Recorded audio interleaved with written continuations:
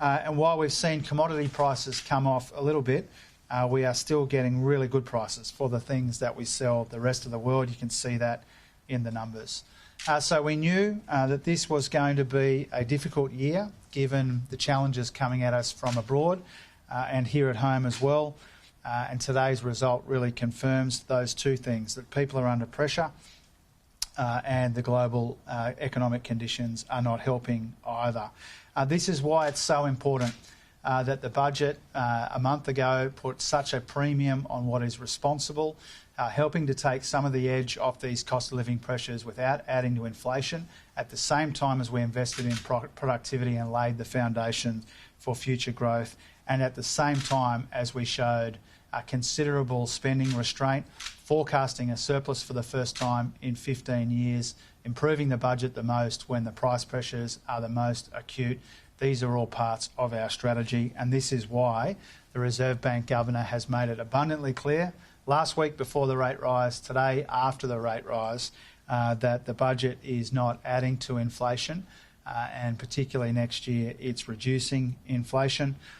This is a really important factor when we consider the causes of this rate rise yesterday. Rates went up yesterday not because of the budget, not because people on the minimum wage are getting paid too much, but because these inflationary pressures in our economy are more persistent than we would like. We see that again in the national accounts figures and in all of the ways, particularly that households are responding to the price pressures that they are under. Now, before I take your questions, I wanted to briefly touch on the announcements we made today about the payment system and also give you a sense of a trip to New Zealand that I'll be taking tonight for the next couple of days. So first of all, when it comes to the payment system, our objective when it comes to payments is to modernise our payment system so that it can be part of a more productive, more innovative, more competitive economy. We want our payments to be safe and accessible. We want them to be efficient, and we want to make sure that they are keeping up with developments in technology. The announcements that I made today when it comes to payments are more than catching up or patching up a system and regulations which have become out of date. It's about recognising the absolutely central opportunity of a more modern payment system in a more modern, productive, competitive and innovative economy as well.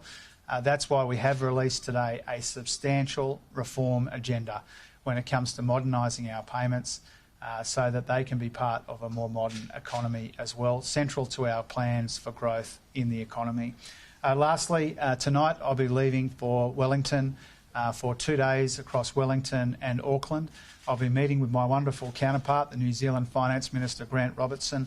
A big focus of the meetings will be climate change, and for part of the engagements I'll be there with Chris Bowen and his counterpart. I'll be meeting with the Central Bank of New Zealand, the Reserve Bank of New Zealand. I'll be meeting with economists and experts, Chamber of Commerce, and giving a speech in Auckland as well.